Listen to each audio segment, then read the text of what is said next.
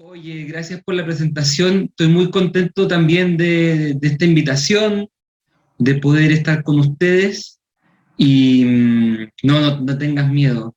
Eh, Alguien por el chat dice que le daba miedo. No, mira, muy sencillo, digamos. Agradezco la invitación a hablar de justamente de un tema que es súper importante hablar hoy día. El nombre que, digamos, me dijeron, mira, tienes que hablar de algo que tenga que ver con personas, sexo y género.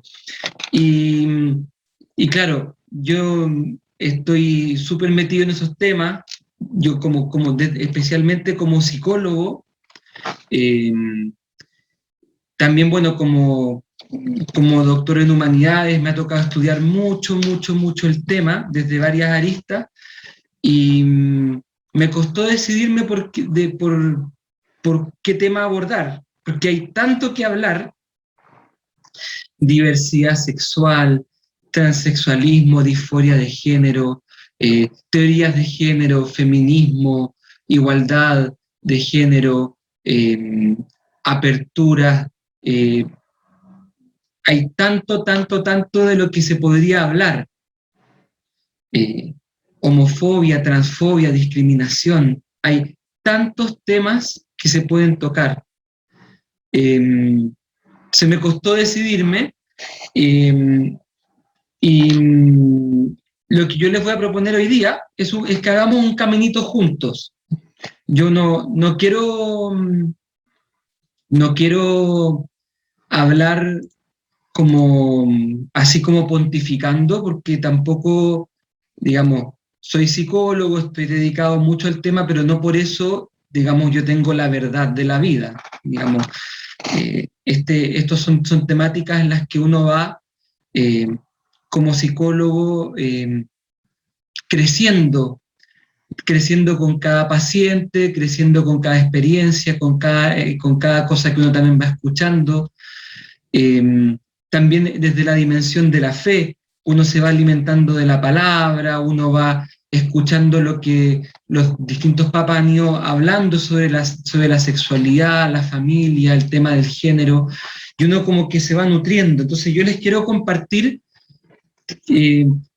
quiero compartir más o menos, si es que me permiten, cuál ha sido también como mi itinerario personal, porque también este era un tema que yo desconocía, un tema que ignoraba casi por completo y que me llamaba la atención. O sea, quiero hacer un itinerario personal con ustedes, más o menos compartiendo cómo ha sido mi acercamiento y cuál ha sido mi camino para ir entendiendo y también tomando mi propia postura eh, hacia la temática esta de persona, sexo y género. Si me permiten, voy a compartir una presentación. Ahí acabo de ponerla en modo de compartir. Por favor, cuéntenme si es que la ven bien. Sí, se ¿Sí? ve ¿Bien? bien. Ya, si es que me escuchan mal en algún momento o se ve mal, por favor avísenme. Y una cosa más, eh, yo les voy a proponer como metodología también para aprovechar este tiempo, que primero me dejen exponer a mí. No sé cuánto tarde exactamente, podría hablarles 3 horas del tema, pero voy a tratar de que no sean 3 horas para que ustedes tampoco queden chatos. Eh, y les pido que vayan guardando las preguntas para que si al final tenemos un espacio puedan compartirlas. Y por supuesto que no vamos a poder abarcarlas todas, ni todos los comentarios, sino solamente algunos. Hagamos esa metodología, entonces a ustedes si se les van ocurriendo preguntas, las pueden agregar al chat, y así cuando llegue el momento escogeré unas 2 o 3 en lo posible, o si se puede más, y las vamos a abordar. Bueno, persona, sexo y género. La metodología, que esta es la metodología que también propone la Iglesia, y la propone en los documentos magisteriales, especialmente después de la Conferencia Episcopal de Aparecida, es la herramienta de ver, juzgar y actuar. es interesante porque uno muchas veces empieza a juzgar antes de ver. A uno le pasa que uno como que le suena que un tema tiene que ser de una manera y aparte uno dice, no, eso está mal. Y en realidad tenemos que hacerlo al revés. Primero tenemos que sentarnos a escuchar al que me tiene que hablar. A veces nos pasa, ¿cierto?, que nos enojamos con alguien porque hizo algo. Y es súper injusto porque no le damos la oportunidad de explicarnos por qué pasó lo que pasó. Entonces, vamos a tratar de hacerlo así. Primero, ver qué es lo que pasó. Encontrarnos con los hechos, tal cual ocurren. Y también tal cual, como a mí me llegaron, se los quiero compartir también. Después de eso, vamos a tratar de hacer un juicio. Y cuando hablo de juicio no me refiero como el juez que se sienta con la peluca blanca a dictaminar, esto se va a la cárcel, esto se va al infierno, esto se va para el cielo. No, juzgar tiene que ver con aplicar la razón para poder discernir qué es lo apropiado, qué es lo rescatable, qué es lo acertado, y también dónde hay una limitación, en qué falla, dónde puedo criticar. Siempre entendiendo que el sitial de uno no es el sitial de juez, es el sitial de alguien común y corriente que trata de hacerlo mejor. Y finalmente actuar, que es decir, cuando ya nos damos cuenta que hay algo que es bueno, que hay algo que es malo, no podemos quedarnos simplemente en constatarlo, sino que eso es una invitación a cambiar nuestra actitud, a movernos hacia una sociedad más justa, a participar del crecimiento del reino de Dios. Sí, quiero compartirles qué es lo que yo he visto, qué es lo que se ve, qué es lo que los expertos han visto, y por supuesto que pueden haber muchas otras cosas más. Cuando hablamos de persona, sexo y género, coloco aquí el libro de Judith Butler que se llama El género en disputa, porque ese libro representa lo que se conoce como teoría de género, también llamado por otras instancias como ideología de género. Quizá han escuchado ustedes estas expresiones, ideología de género, teoría de género, gender theory, y refiere a una serie de postulados filosóficos, antropológicos, acerca de la persona humana y de su sexualidad. En particular, si pudiéramos resumir en dos aspectos qué es lo que proponen este grupo de filósofos y antropólogos y educadores, proponen que el género es una realidad social estereotipada, que el ser hombre y el ser mujer es un aspecto que recibimos por la cultura y por los estereotipos o roles de género que se transmiten de generación en generación, y que muchas veces esos roles son injustos y que por lo tanto tenemos que ponerlos en tela de juicio. Pero también propone algo más, propone que a la hora de definir lo que es ser hombre y lo que es ser mujer, lo más importante no es el sexo biológico, no es el cromosoma XX o XY, no es el cuerpo con los caracteres sexuales primarios o secundarios, sino que lo que define la sexualidad de la persona es su rol social. Esto llega en algunos autores de las teorías de género a un extremo de plantear, por ejemplo, que ser hombre es hacer la performance de hombre. Es decir, es irrelevante si el cuerpo es masculino o femenino. No importa si el cuerpo es masculino o femenino, si mi performance es de hombre, yo soy hombre. Si mi performance es de mujer, yo soy mujer. Y si mañana yo aprendo una performance distinta, yo voy a hacer eso distinto, porque lo que me define a mí es la performance que hago. Es decir, la actuación que hago en contexto social. Eso me define como hombre, como mujer. Y de alguna manera, ¿qué es lo que pasa? Que el aspecto sexual, biológico, todo lo que ustedes estudiaron en las clases de biología, es irrelevante para estos autores. Bueno, además que se va colando la idea, que ustedes se van dando cuenta que es el siguiente paso a nivel de la racionalidad en esta postura, es que si lo que me define a mí es la performance o el estereotipo que yo decido actuar, entonces, digamos, Nada obliga a que yo tenga que restringir mi identidad sexual solamente a dos sexos, porque si el sexo es irrelevante, ¿por qué tengo que escoger solamente entre hombre y mujer? ¿Por qué no puedo plantearme una identidad no binaria? ¿Por qué no puedo plantearme una identidad en búsqueda o en reflexión? E incluso, como ya se puede ver en Facebook o en otras redes sociales, yo ¿por qué no puedo escoger entre más de 55 identidades de género a la hora de inscribirme en Facebook, por ejemplo? Bueno, esto es algo que ya se ve. Usted, digamos que yo le estoy hablando, seguro que para usted es algo que ya conocen mucho, en redes sociales han escuchado un montón de esto, estamos súper acostumbrados porque hoy día casi todas las series, casi todas las películas incluyen a un personaje ya sea de la diversidad sexual o del mundo trans. De hecho, la primera película chilena en ganar un Oscar está protagonizada por una persona trans y su argumento sobre un tema transgénero. O sea, de alguna manera el tema está puesto en el tapete. Yo entré en esto porque hace 5 o 6 años atrás una amiga psicóloga me dijo, yo no puedo dar esta entrevista, puedes darla tú, pero ¿de qué es la entrevista? No, es para la revista El Sábado de Mercurio, pero ¿de qué es? Es sobre el tema de niños trans. Y yo, pues si yo no cacho nada de eso. Yo dije, es que no importa, tenemos que hablar de algo. Yo, ya dale. Y yo, pero si no tengo idea. Pero me dijo, no sé, me dijo, aplica lo que sepas. Y yo entonces empecé a meterme en este mundo, pero qué increíble, no tenía idea, y empecé a averiguar, a conocer familias que con historias de niños trans, a conocer papás que les tocaba criar a niños con temas trans, a conocer literatura, personas trans que después dejaron de ser trans, personas trans que después transitaron y que siguieron siendo trans para siempre, personas trans que transitaron y después se arrepintieron. Me tocó conocer un montón de cosas y dije, aquí hay que aprender más porque yo no sé nada. Y entonces empecé a entrar en este mundo.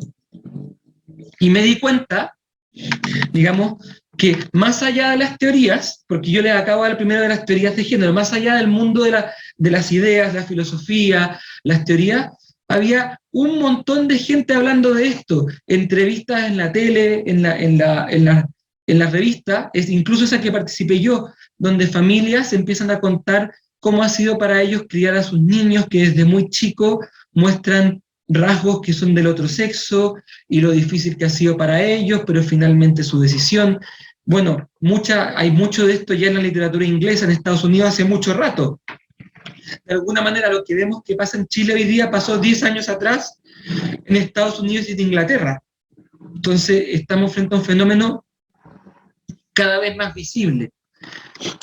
Este gráfico se ve en chiquitito, pero les voy a explicar. Este gráfico muestra cuánta es la cantidad de niños que consultan en una cierta clínica en Londres, que consultan motivados por temas de disforia de género o de identidad trans. Entre el año 2011 y 2012 eran menos de 100. Entre el año 2012 y 2013 eran unos 250. Entre el año 2013 y 2014 eran 500. Y en 5 años, cuando ya estamos en el año 2017, hay 2.000 niños al año pidiendo ayuda por temáticas de disforia de género. Esto se ha estudiado. ¿Saben? Este es un aumento de un 3.490% en la cantidad de niños que están preguntando. No sé si no se puede dimensionar el enorme, como la enorme cantidad de niños que está aumentando buscando ayuda por este tipo de cosas. No sé si me explico. Hay una especie de boom de consultas. Eso también yo lo sé como psicólogo, porque si hace 5 o 6 años atrás, con suerte me llegaba al año un caso de un papá que tenía dudas con un hijo por un tema de esto, hoy en día todos los meses me toca conocer familias que están con alguno de estos temas. O sea, este aumento de casos no solamente fue en Londres, ha sido en todo Occidente. Y uno se pregunta, ¿qué está pasando? ¿Por qué de repente en 5 años? Es que en 5 años es muy poco tiempo para que algo aumente 3.490%. Si uno se pregunta, ¿Será que siempre estuvieron estos niños trans ocultos y no se atrevían a salir? ¿O será que aquí hay una influencia de las películas que están viendo los niños, de lo que están escuchando en el colegio, de que lo que los compañeros les están diciendo, de lo que ven en TikTok, en Instagram? ¿Será que hay influencia de algo que está suscitando que aparezcan más casos? Y uno se va preguntando cosas.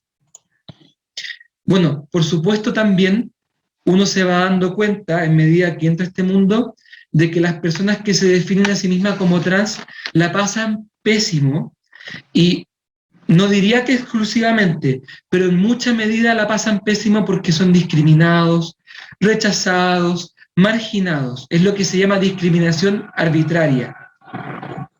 Reciben insultos, consignas de odio. Y esa es una realidad que yo como psicólogo y como católico me toca y no puedo ser indiferente ante ella. No puede ser que nosotros tratemos mal a alguien porque piense o se sienta distinto. Y sin embargo, hay tanta gente que tiene arraigado este tipo de conductas hacia lo distinto, hacia lo que desconoce. O sea, uno se da cuenta de mucho sufrimiento por el que pasan estas personas. Bueno, también hay que hablar. Hay la enorme cantidad, como ya les decía, de series, de programas que van hablando directamente del tema de la sexualidad sin tabú y sin pudor casi, donde se invita a los jóvenes a probar de todo, a investigarlo todo, a experimentarlo todo. A que no sabes si te gusta o no tu amiga, bueno, cómetela. Y después ves si es que te gustó o no te gustó. Oye, y es que no sabes si te gustan los hombres o las mujeres, bueno, comete un hombre, al día siguiente comete una mujer, y después ves tú, comparas y ves qué pasa. Ah, es que no sabes si tú eres trans o no, bueno, el fin de semana, escondidas de tu papá, vístete de una manera, de cómo te sientes, o sea, es como una especie de pruébalo todo. Y que está muy fuerte. O sea, esta serie Sex Education que está en Netflix muestra cómo a muy temprana edad ya hay como una especie de presión social para que los jóvenes, y quizás ustedes, yo hablo de esto, ustedes lo saben porque lo pueden estar viviendo, hay como una especie de imperativo de definirse, de probarlo todo, de, ay, que eres perna, ¿por qué no pruebas conmigo? Ay, pero si solo un beso, oye, pero si no, no pasa nada, el que nos demos un beso no significa que nos enganchemos, una cosa es el amor y el enamoramiento y otra cosa es que la pasemos bien. Escuchamos reggaetones, escuchamos a Maluma diciendo felices los cuatro, escuchamos reggaetones Bad Bunny y otros diciendo, oye, pero yo estoy con ella y yo estoy contigo, ¿cuál es el problema, men? Y de alguna manera estamos en un momento de una sociedad súper hipersexualizada. Uno podría decir, sí, pues hay que romper con el tabú, es que el tema, es que no sé, la iglesia ha sido tabú, es que antes nunca se hablaba. Bueno, 100 años atrás efectivamente había una especie de tabú, que fue el que en su época combatió Freud. Pero hoy día estamos como en otro extremo. Hoy día el que dice, ¿sabes qué? El que dice a mis compañeros, ¿sabes qué? Es que yo soy virgen. No, tenía un problema. ¿Cómo es que eres virgen?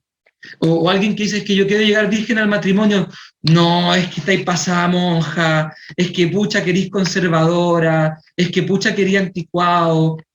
Y es heavy, porque en verdad la iglesia invita, y por muy buenos motivos, a la abstinencia y a la espera hasta el amor maduro y pleno del matrimonio. Y en esta época ese mensaje parece tan anticuado, tan pasado a telaraña. Y que quizás la iglesia no ha sabido mostrarlo de manera atractiva. Es que quizás nosotros los adultos no hemos sabido compartir la felicidad, la alegría que produce poder guardarse hasta darle ese regalo que uno tiene a la persona con la que lo va a compartir para siempre. Quizás no hemos sabido mostrarlo con entusiasmo. Pero lo que sí yo puedo ver hoy día, y me toca verlo, el inicio de la práctica sexual. ¿Ustedes saben cuál es la edad promedio en la que se inicia la vida sexual de las niñas y niños en la Araucanía, en la 9ª región? Entre los 9 y los 10 años.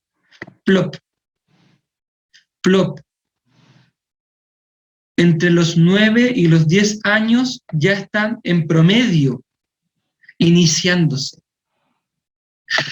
Claro, y quizás yo digo esto y quizás a alguno de ustedes también le ha pasado por eso. Y a mí me choca porque cuando yo tengo 35 años, pero cuando yo tenía la edad de ustedes, ya habían compañeros que partían a los 12, a los 13, a los 14 y eran pocos. O sea, ¿qué es lo que yo veo? Se ha ido como corriendo la edad de inicio.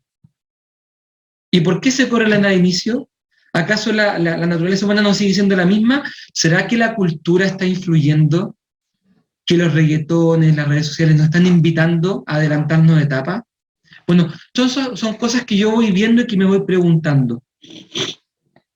Bueno, lo que acabo de decir, se produce una especie de brecha entre los padres y los niños. Los padres de ustedes seguramente nunca escucharon el tema trans, ni el tema como de la diversidad sexual, eran unos pocos gente, unos pocos amigos.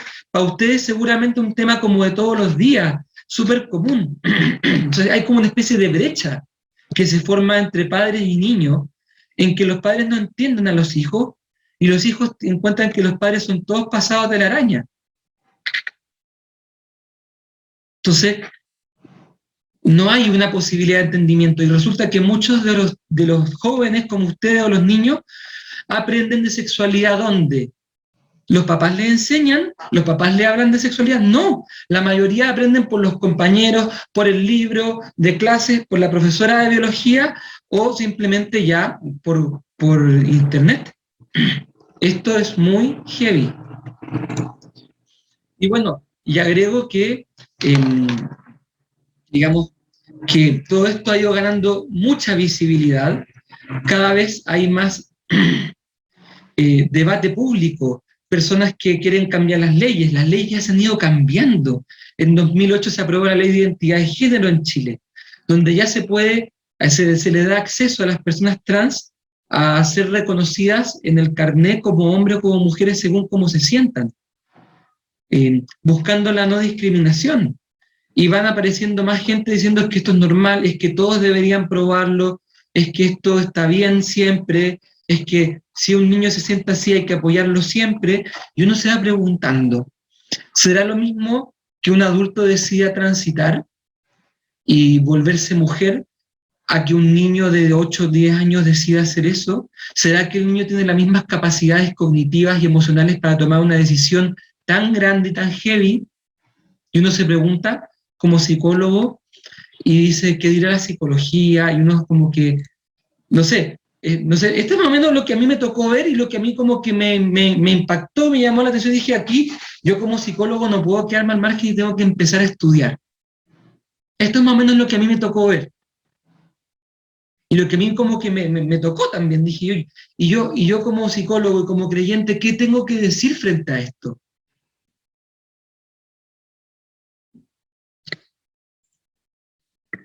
Y bueno, quiero partir por lo que a mí me ha parecido acertado. Le insisto, yo aquí le estoy compartiendo mi itinerario personal,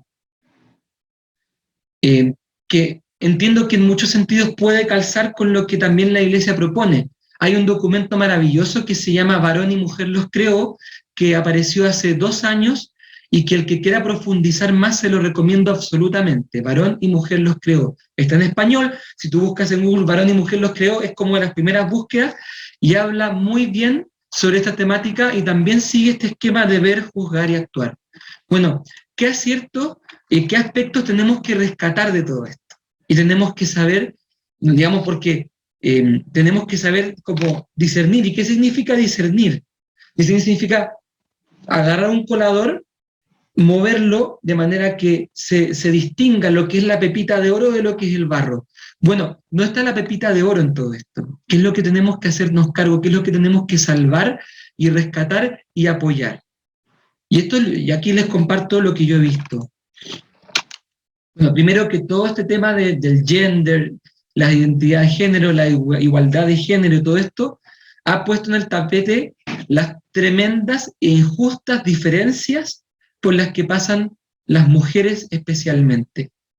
Digamos, llama la atención que en un mundo supuestamente civilizado y más feminista que nunca, todavía las mujeres ganen menos si es que están en el mismo puesto de trabajo que un varón.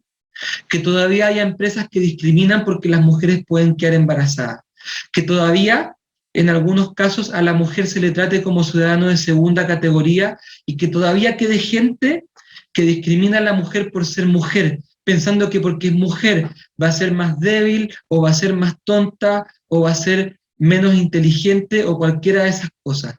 Eso llama la atención y es muy bueno que esto se esté en el tapete, que se esté luchando contra esto y entendamos por fin que hombres y mujeres son iguales en dignidad y en derechos.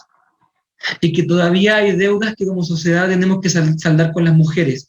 Lo que, atención, tampoco significa creer que hombres y mujeres son exactamente iguales en todo.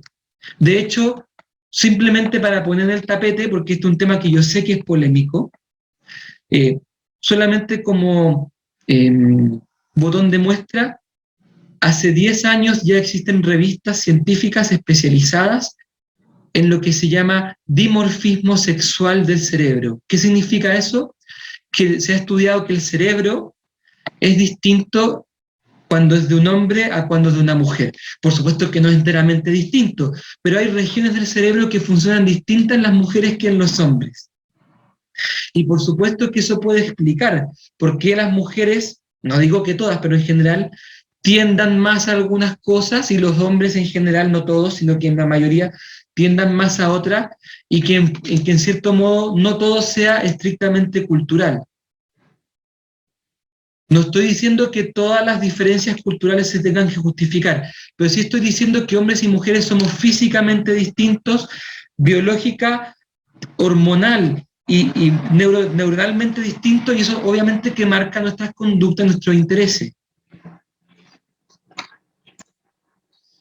Segundo, qué importante ha sido en las teorías de género el poder recalcar y rescatar la importancia que tienen las culturas a la hora de diferenciar a hombres y mujeres. No todas las diferencias que creemos que son naturales e innatas son tan naturales e innatas. Hay muchas diferencias que son culturales. O sea, la biología no dice que la mujer tenga que vestir con falda y el hombre con pantalón. La mujer también puede vestir con pantalón. Y si a una mujer le gusta la falda, no tiene nada de malo que la quiera usar. ¿Me explico? Entonces, y quizá en una sociedad como la de Escocia, que un hombre use falda también es normal. O sea, no sé si me explico, que la cultura tiene un rol súper importante en todo esto. Como insisto, no es absoluto, porque hay un límite biológico. Pero es muy importante. Aquí yo pongo en la foto una mujer de una tribu que se llama Mouso, que queda cerca de China. Y en esa se dice que es la única sociedad en la que parecía ser media matriarcal, porque es la mujer la que elige la pareja sexual, la mujer tiene permiso para escoger el hombre con el que se va a casar, y si quiere tener amantes, los puede tener. Y es ella la que cría sola a los hijos, y como que el hombre es como una especie de proveedor sexual del momento, que en ciertos momentos también le lleva la comida, la leña y las cosas, pero la mujer es la que manda. Y esa sociedad lleva miles de años viviendo así. Se chuta, qué importante la sociedad en la que vivimos para entender lo que son los roles de género. Y tercero, vuelvo a insistir, todo este movimiento social LGBTQ+, pucha, que ha ayudado a visibilizar el sufrimiento, la injusticia y la discriminación, la transfobia, la gayfobia, la homofobia y todas esas fobias que nos impiden respetarnos y entendernos como hermanos que somos. Creo que estos son 3 grandes aciertos que yo quiero rescatar. Aunque quizás, como ustedes van a ver, en algunos otros puntos pueda diferir, esto necesito aplaudirlo, necesito rescatarlo de las teorías de género y del tema de las temáticas de género. Qué maravilla que hoy día ya no se pueda abusar o maltratar a alguien trans quedando impune. Y qué bueno que existe una ley Zamudio que penalice eso de manera muy grave. Y qué pena que hayamos tenido que pasar por la experiencia de Zamudio para llegar a entender como sociedad que teníamos que hacer este tipo de cambio. Estos son los puntos que yo quiero rescatar, que me parecen aciertos. Y ahora yo les quiero compartir lo que humildemente veo como limitación. Primero, que, como les decía, la biología no es un dato de la causa, no es una simple, no es una cosa más. La biología no es como algo irrelevante. El que el hombre y la mujer tengan hormonas distintas desde el vientre materno moldea los cerebros de manera distinta. A tal punto es la diferencia biológica entre el hombre y la mujer que, atención, hay experimentos con niños de 48 horas de vida donde se ve que hombres y mujeres son distintos. Este estudio lo hizo Simón Barón Cohen. Él expuso a varios niños y niñas de menos de 48 horas de vida a dibujos. Un dibujo era de un rostro humano y otro dibujo era de algún tipo como de camión o maquinaria. Los niños, en promedio, se quedan mirando más los camiones y las maquinarias que los rostros de personas. Y las mujeres, viceversa, se quedan mirando más los rostros de personas que las maquinarias. O sea, ya desde los primeros 48 horas de vida se ve que hombres y mujeres tienen intereses distintos.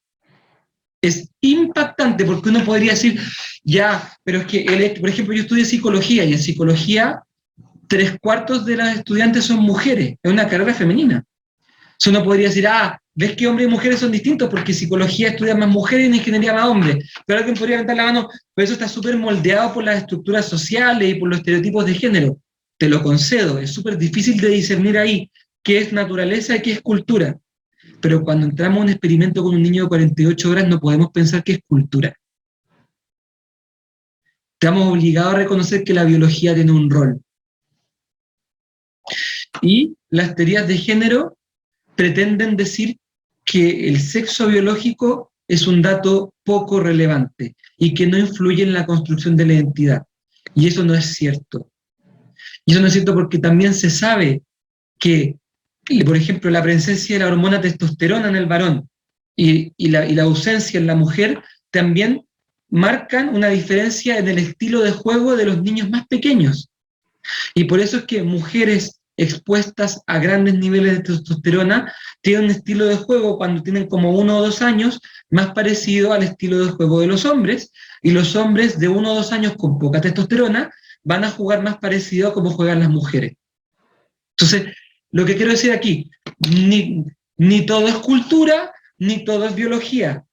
No todo es innato, no todo es aprendido. Hay una especie de diálogo, interacción entre lo que uno trae genética y hormonalmente y la cultura, y en eso se produce la identidad sexual de cada uno de nosotros.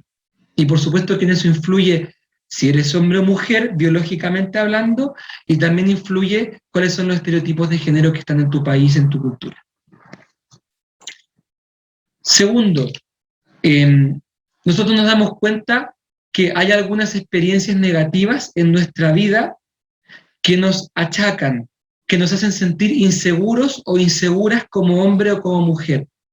Cuando a un hombre lo molestan mucho y le critican desde chico y es rechazado por sus compañeros y le dicen desde chico, es niñita, es niñita, es niñita, y cuando tienen que jugar fútbol no lo eligen. Digamos, tú estás empujando, o los compañeros sin darse cuenta están empujando a ese niño a sentirse distinto, a no sentirse incluido dentro de la categoría de los hombres y a dudar acerca de su identidad de género.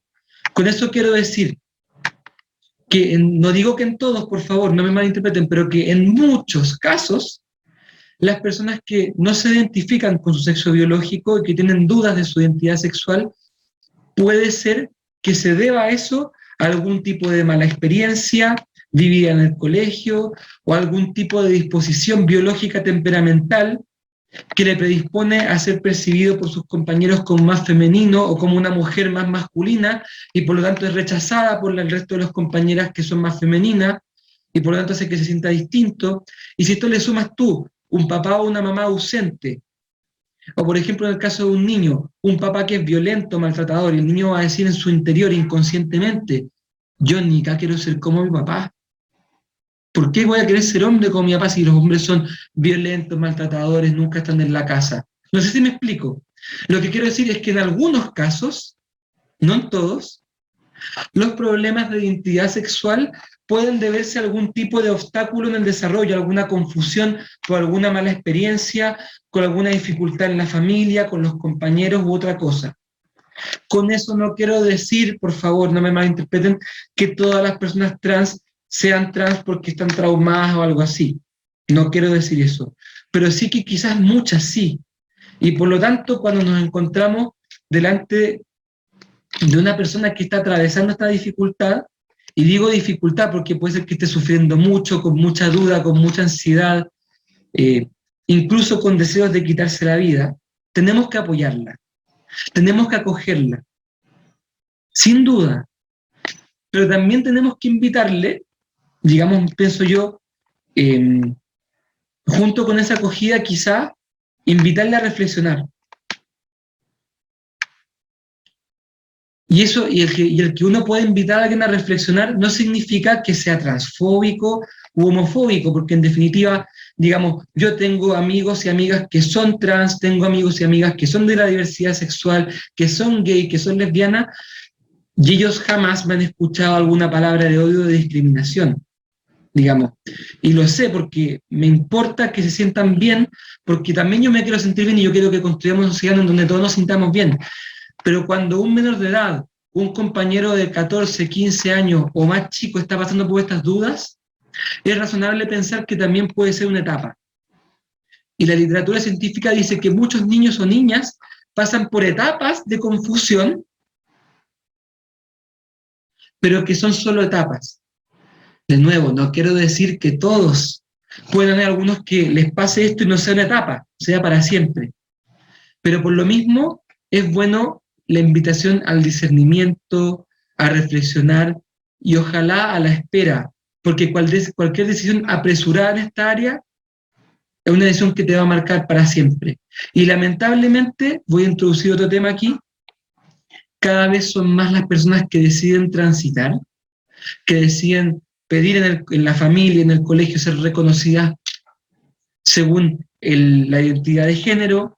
Cada vez son más personas las que después de transitar con tratamiento hormonal y o quirúrgico, después de eso se arrepienten y dicen, la embarré, transité muy rápido, tomé mala decisión, tenía 13 años, yo pensaba que todo estaba en transitar, que iba a transitar y que por fin con eso iba a ser feliz, que todos mis problemas se iban a resolver de manera mágica, y resulta que transitaron, se operaron, se extirparon el pene incluso, y después de eso se dieron cuenta que seguían sintiéndose igual de solos, igual de ansiosos, y que el problema no era ese.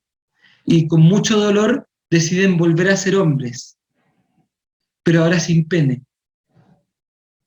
Y teniendo que explicarle a todo el mundo, al que le explicaron que no, que yo soy mujer en cuerpo equivocado y otras cosas más que suelen decir para explicarlo, que son dudosas desde el punto de vista filosófico, pero que las dicen como para darse a entender, y después tienen que volver a decir, oye, no, es que perdona, me equivoqué. Y es tan difícil hacer eso que muchos de estos niños o adolescentes lo que hacen es cambiarse de ciudad o de país y partir de cero. Porque es muy difícil la vergüenza de tener que decirle a un grupo de amigos que ya resistió el tránsito hacia un sexo para después volver de vuelta al otro. Es que en realidad alguna gente puede ser mala y pensar que están agarrándole para el deseo. Entonces, es súper delicado cuando estamos frente a un menor de edad que está con inquietudes trans. Te digo, digamos, a un adulto no hay por qué cuestionarlo, ya tomará su decisión de adulto, sabrá qué hacer, pero un niño o un adolescente está todavía con mucha etapa, hay mucha tela que cortar todavía. Sigo adelante. La ecología del humano es un concepto maravilloso. La idea de que el ser humano es cuerpo y es alma. es razón y es sentimiento. Es un conjunto ecológico. Y por lo tanto yo no puedo dejar fuera algo, yo no puedo decir que simplemente soy lo que siento y nada más, porque además de sentir, yo además puedo pensar, puedo razonar, puedo reflexionar, tengo un cuerpo y por lo tanto tenemos que rescatar el aspecto biológico.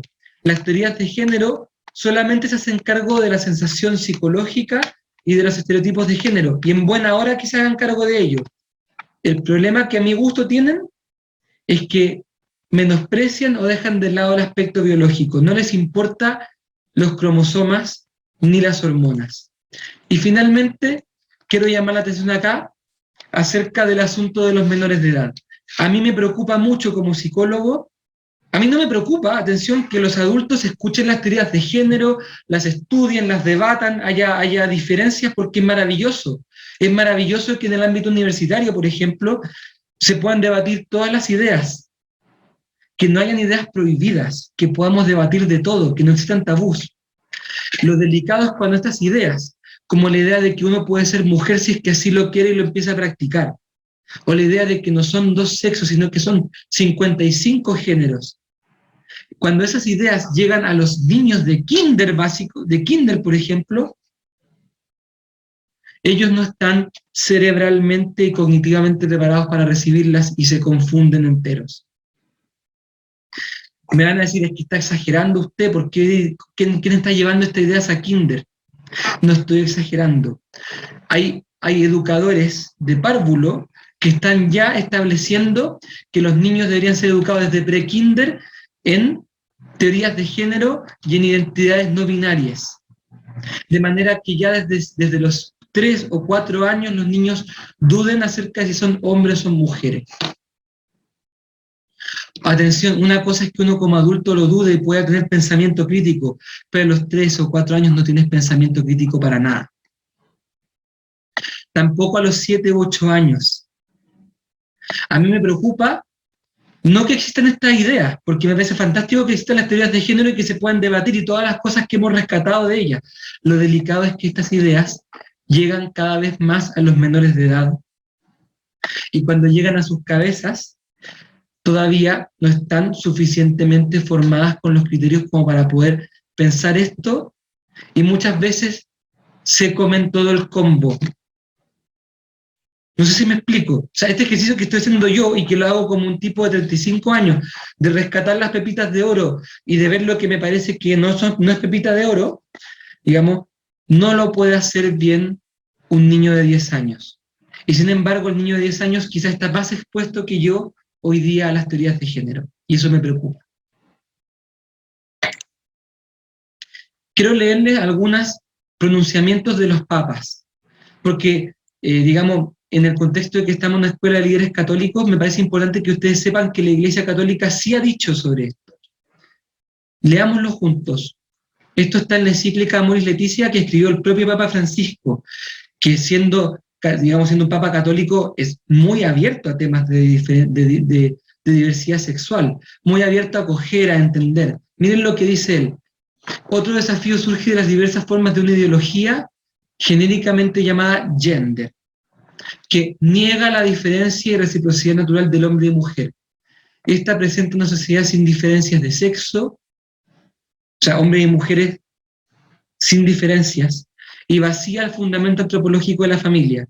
Esta ideología lleva proyectos educativos y directrices legislativas que promueven una identidad personal y una intimidad afectiva radicalmente desvinculadas de la diversidad biológica entre hombre y mujer. La identidad humana viene determinada por una opción individualista que también cambia con el tiempo, lo que se llama género fluido, que yo hoy día soy hombre y mañana puedo ser 30% hombre según como yo quiera explorar. Es inquietante que algunas ideologías de este tipo que pretenden responder a ciertas aspiraciones a veces comprensibles, como la no discriminación y el cuidado de las personas trans, por ejemplo, procuren imponerse como un pensamiento único que determine incluso la educación de los niños. No hay que ignorar que el sexo biológico, sex, y el papel sociocultural del sexo gender no se pueden distinguir en la teoría, pero no se pueden separar. Esta es la misma línea de lo que hasta aquí he podido hablarles. Papa Francisco, los obispos de Polonia. En Europa, América Latina y África, en algunos países de Asia, hay verdaderas colonizaciones ideológicas. Y una de estas, lo digo claramente con nombre y apellido, es la ideología de género. Hoy a los niños, en la escuela se les enseña esto, que el sexo cada uno lo puede elegir. ¿Y por qué enseñan esto? Porque los libros son de las personas e instituciones que te dan el dinero. Son las colonizaciones ideológicas sostenidas también por países muy influyentes, y esto es terrible. Lo que está aquí diciendo el Papa Francisco es que hay una motivación económica. Parece que con todo esto, los tratamientos hormonales, las operaciones quirúrgicas, el hecho de que cada vez haya menos diferencia entre hombre y mujer, hay gente que está lucrando, hay gente que está ganando, hay gente a la que le conviene que esto sea así. Yo eso quizás se los podría explicar en otra conferencia. Si ustedes me quieren invitar otro día, fantástico hablar de eso, pero hoy día no puedo, por tiempo, profundizar en ese aspecto. En definitiva, también el Papa Francisco, es una verdadera revolución cultural la que se perfila en el horizonte de la historia de este tiempo. La reciente hipótesis de reapertura del camino para la dignidad de la persona, neutralizando radicalmente la diferencia sexual y por lo tanto el acuerdo del hombre y la mujer, no es justa. En vez de combatir las interpretaciones negativas de la diferencia sexual, que mortifican su valencia irreductible para la dignidad humana, se quiere cancelar de hecho esta diferencia. Hombres y mujeres son iguales, proponiendo técnicas y prácticas que hacen que sea irrelevante para el desarrollo de la persona, y de las relaciones humanas. Pero la utopía de lo neutro elimina al mismo tiempo tanto la dignidad humana de la constitución sexualmente diferente como la cualidad personal de la transmisión generativa de la vida. Tengo otro papa, del Papa Benedicto aquí también.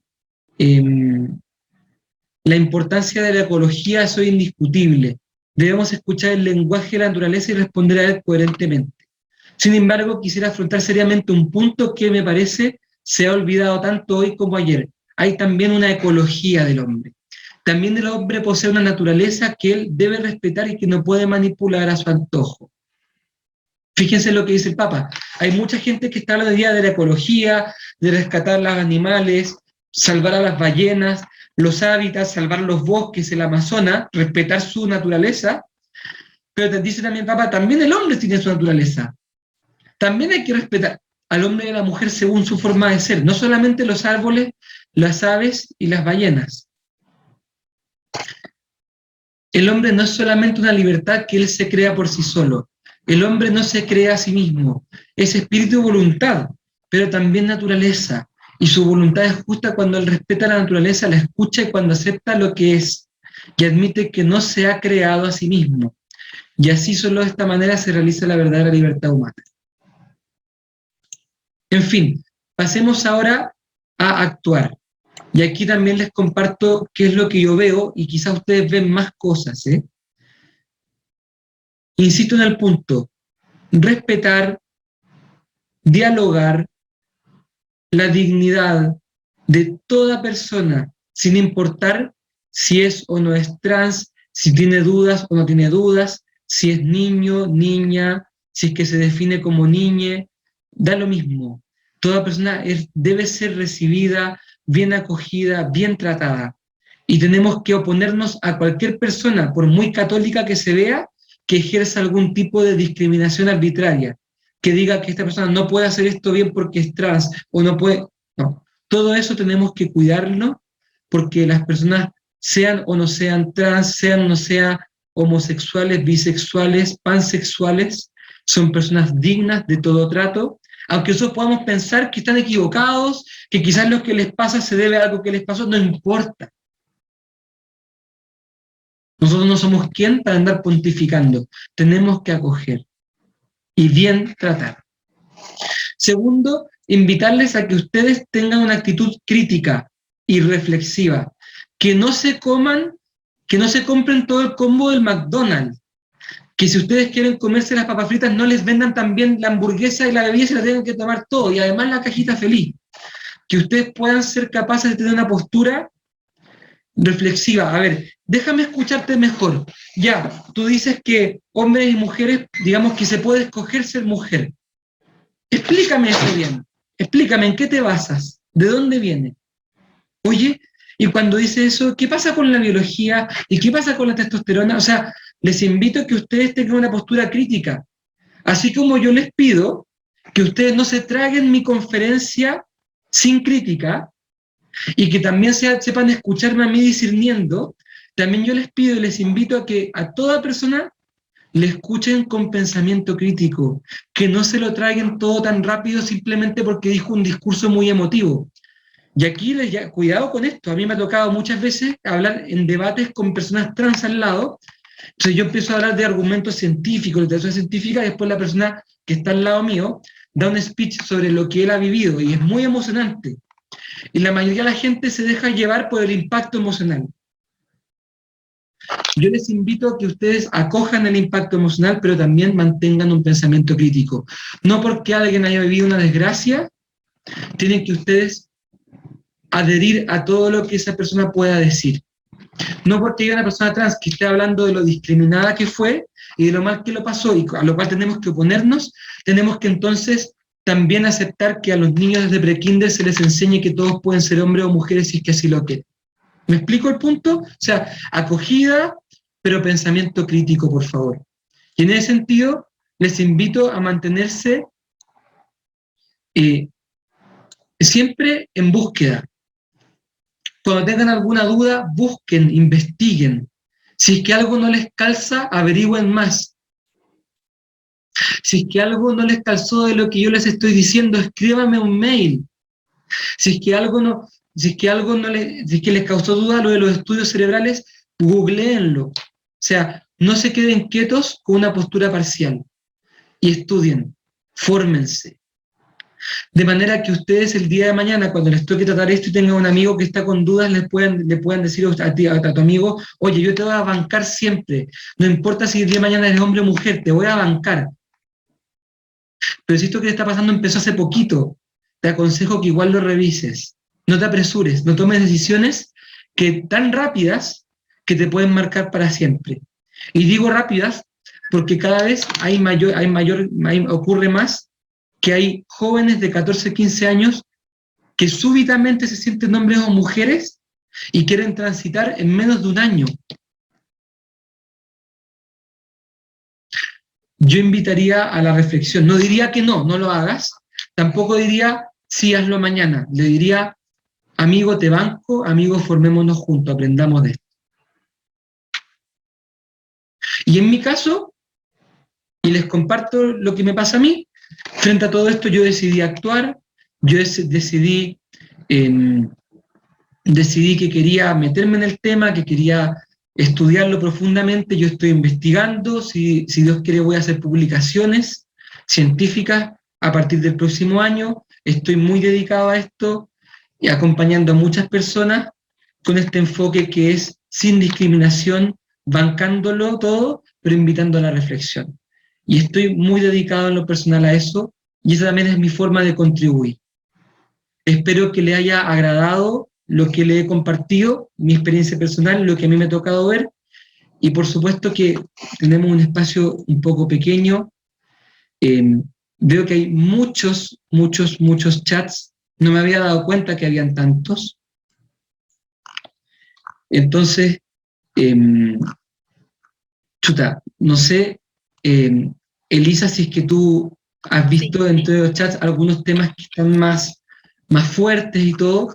Lamento mucho si es que no tenemos tiempo para responderlo todo. De todas maneras, atención, fíjense en la diapositiva, tengo un mail, el que quiera escribirme, comentarme algo, preguntarme más, que quiera hacer, que por favor le mande algún paper o algo así, con mucho gusto yo le voy a atender y se lo voy a mandar.